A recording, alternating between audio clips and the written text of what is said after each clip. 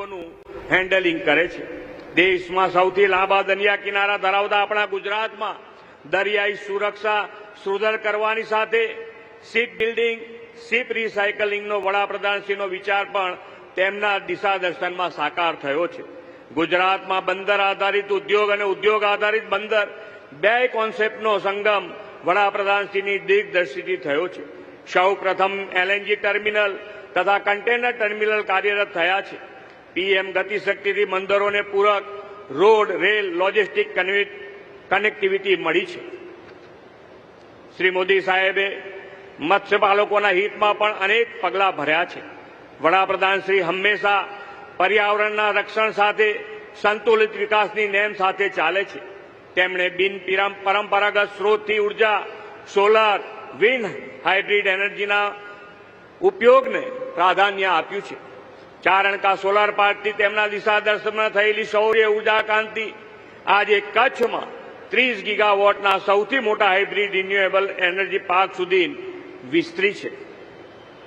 દેશની કુલ રિન્યુએબલ એનર્જીના 60%થી વધુ એટલે કે 39.27 ગીગાવોટ એનર્જી એકલું ગુજરાત આપે છે। પવન ઉર્જા અને રૂફટોપ સોલરમાં દેશમાં ગુજરાત પહેલા નંબરે છે। ખેડૂતોને ઉર્જા સુરક્ષા સાથે ગ્રીન એનર્જી પીએમ કુસુમ યોજના 2 લાખ કૃષિ વીજ ગ્રાહકોને આવરી લેવાયા છે। પીએમ સૂર્ય ઘર મફત બિજલી યોજના તો લાખો પરિવાર માટે આર્થિક બચતનું માધ્યમ બની છે।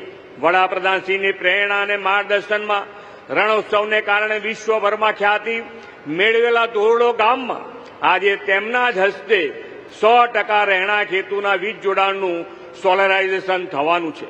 સફેદ રણની વિશ્વ ખ્યાતિ સાથે હવે ધોરડો 100% પીએમ સૂર્યઘર ધરાવતા ગામનું પણ ગૌરવ મેળવશે।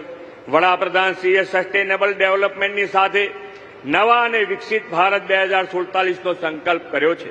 આજે ગુજરાત અને દેશ અન્ય રાજ્યોને મળેલા વીજળી પાણી રોડ રસ્તા સહિતના માળખાકીય વિકાસ કામોથી લોકોનું ઇઝ ઓફ લિવિંગ વધશે અને આ વિકાસ કામો નવા ભારતના નિર્માણમાં દિશાસૂચક બનશે। તેમણે આત્મનિર્ભર ભારત માટે પણ દેશવાસીઓને આહવાન કર્યું છે। આત્મનિર્ભર ભારત માટે સ્વદેશી દેશમાં બનેલી ચીજ વસ્તુઓના ઉપયોગથી આપણે સૌ વોકલ ફોર લોકલને વેગ આપીને તે સમયની માંગ છે।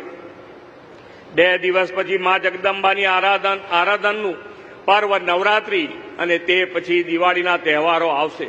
આપણે સૌ આ દિવાળી સ્વદેશી દિવાળીનો સંકલ્પ કરીને દેશમાં જ બનેલી વસ્તુઓ ઉત્પાદનો સાધન સામગ્રી ખરીદીને સ્વદેશીને પ્રોત્સાહન આપીશું તેવો મને વિશ્વાસ છે। ફરી એકવાર ગુજરાત સરકારના વિવિધ વિભાગોના 2524 કરોડ અને કેન્દ્ર સરકારના વિભાગોના મળીને 33,000 કરોડથી વધુ વિકાસ કામોના ભેટ દ્વારા સમુદ્ર સે સમૃદ્ધિના નવા અધ્યાયની શરૂઆત કરવા બદલ આદરણીય વડાપ્રધાનશ્રીને ખૂબ ખૂબ અભિનંદન આપીને વિરમું છું। ભારત માતા કી જય, વંદે માતરમ, જય જય ગરવી ગુજરાત।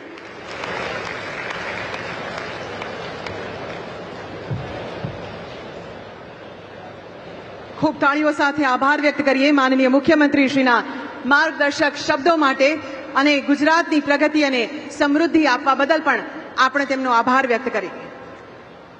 जहां भावनगर की धरती पर सागर की लहरें हजारों वर्षों से हमारी सभ्यता और समृद्धि की गवाही देती आई है, वहीं से आज एक नई यात्रा का आरंभ हो रहा है। यह शहर जिसने जहाज रानी और व्यापार के इतिहास को स्वर्ण अक्षरों में लिखा है, आज फिर से भारत के समुद्री भविष्य का ध्वजवाहक बनने जा रहा है।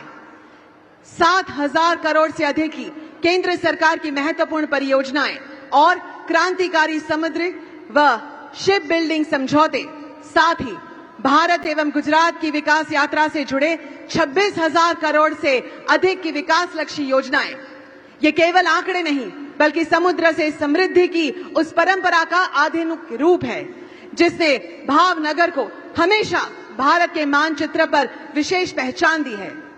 आज जब माननीय प्रधानमंत्री जी भारत को ये विकास की भेंट देंगे, तब केवल योजनाओं का लोकार्पण नहीं होगा बल्कि भावनगर की मिट्टी और सागर की लहरों से एक नई गूंज उठेगी।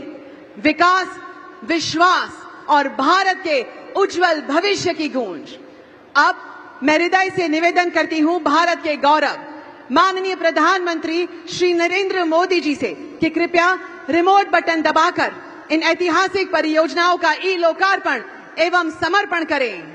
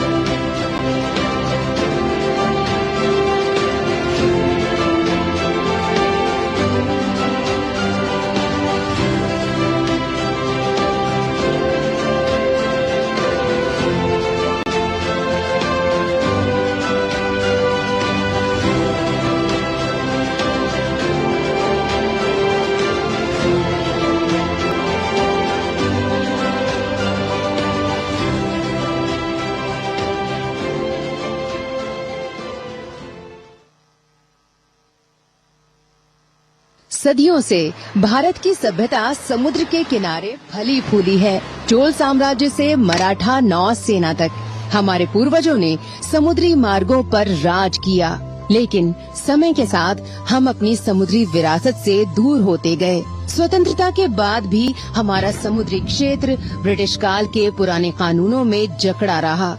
2014 तक भारत के पास समुद्र और समुद्री परिवहन को लेकर कोई स्पष्ट योजना नहीं थी। हमारे बंदरगाहों की क्षमता कम थी, माल ढुलाई में देरी के कारण अंतर्राष्ट्रीय व्यापार प्रभावित हो रहा था और भारत दुनिया के प्रमुख समुद्री देशों में कहीं दिखाई नहीं देता था। फिर एक महत्वपूर्ण बदलाव आया। माननीय प्रधानमंत्री श्री नरेंद्र मोदी जी के पास भारत के खोए हुए समुद्री गौरव को लौटाने का स्पष्ट और ठोस दृष्टिकोण था। उन्होंने न केवल पत्तन, पोत परिवहन और जल मार्ग के लिए एक अलग मंत्रालय बनाया, बल्कि इस क्षेत्र में बड़े सुधार भी किए। पिछले 11 सालों में हुए बदलाव अभूतपूर्व रहे हैं। साथियों, पोर्ट इकोनॉमी की पूरे पोटेंशियल का इस्तेमाल तब होता है जब इंफ्रास्ट्रक्चर और ईज ऑफ डूइंग बिजनेस दोनों को बढ़ावा मिले। पिछले 10 वर्षों में यही भारत सरकार की पोर्ट और वाटर बेस्ड पॉलिसी का ब्लूप्रिंट रहा है। पहले हमारी कुल बंदरगाह क्षमता केवल 1561 मिलियन टन थी, लेकिन अब ये बढ़कर 2762 मिलियन टन पहुंच गई है। आज भारत के 9 बंदरगाह दुनिया के शीर्ष 100 बंदरगाहों में शामिल हैं। हमारे बंदरगाहों का कंटेनर टर्न अराउंड टाइम 2013-14 में 48 घंटे था, जो 2023-24 में घटकर केवल 24 घंटे हो गया है। अंतर्राष्ट्रीय शिपमेंट में भारत 2019 में 44वें स्थान पर था, जो अब 2023 में 22वें स्थान तक पहुंच गया है। माननीय प्रधानमंत्री श्री नरेंद्र मोदी जी के नेतृत्व में हमने उन औपनिवेशिक जंजीरों को तोड़ा है जो हमारे समुद्री विकास को रोक रही थी। हाल ही में संसद के मानसून सत्र में 5 महत्वपूर्ण समुद्री बिल पास किए गए, जो भारत को अंतर्राष्ट्रीय मानकों के अनुसार ढालेंगे और देश को वैश्विक समुद्री क्षेत्र में आगे बढ़ाने में मदद करेंगे। आज समुद्री अमृत काल विजन 2047 के साथ भारत एक नया अध्याय शुरू कर रहा है। स्वतंत्रता के 100 साल पूरे होने तक हमारा लक्ष्य है भारत दुनिया के शीर्ष 5 जहाज निर्माण देशों में शामिल हो, अपनी बंदरगाह क्षमता 4 गुना बढ़ाए और एक मजबूत समुद्री शक्ति बने। इस दिशा में आज 8,000 करोड़ रुपए की परियोजनाओं का शिलान्यास किया गया। इनमें शामिल है कोलकाता के श्यामा प्रसाद मुखर्जी बंदरगाह पर नया कंटेनर टर्मिनल, जो पूर्वी भारत के व्यापार को बढ़ाएगा। पारादीप बंदरगाह पर आधुनिक कंटेनर बर्थ, जो खनिज निर्यात बढ़ाएगा। अंडमान निकोबार और चेन्नई में तटीय सुरक्षा के लिए मजबूत समुद्री दीवारें और कांडला के दीनदयाल बंदरगाह पर बहुउद्देश्यीय कार्गो बर्थ, जो भारत के आधुनिक विकास को गति देगा। मुंबई अंतर्राष्ट्रीय क्रूज टर्मिनल का उद्घाटन भी आज हुआ है, जो भारत में सबसे बड़ा है। ये न केवल क्रूज पर्यटन को बढ़ावा देगा, बल्कि नए रोजगार भी पैदा करेगा। Maritime development fund, ship building financial assistance policy और शिप बिल्डिंग डेवलपमेंट स्कीम जैसी घोषणा यूनियन बजट 2025-26 में की गई थी। इन 70,000 करोड़ की घोषणाओं के साथ भारत ये सुनिश्चित कर रहा है कि वो दुनिया का एक प्रमुख समुद्री देश बन सके। इन पहलों से भारत को बड़े लाभ होंगे। व्यापार तेज होगा, कार्गो हैंडलिंग में तेजी आएगी और आयात निर्यात की लागत कम होगी, जिससे भारतीय उत्पादों की दुनिया में प्रतिस्पर्धा होगी। ये कदम केवल अवसंरचना का विकास नहीं है, बल्कि एक नई नील अर्थव्यवस्था की आधारशिला है।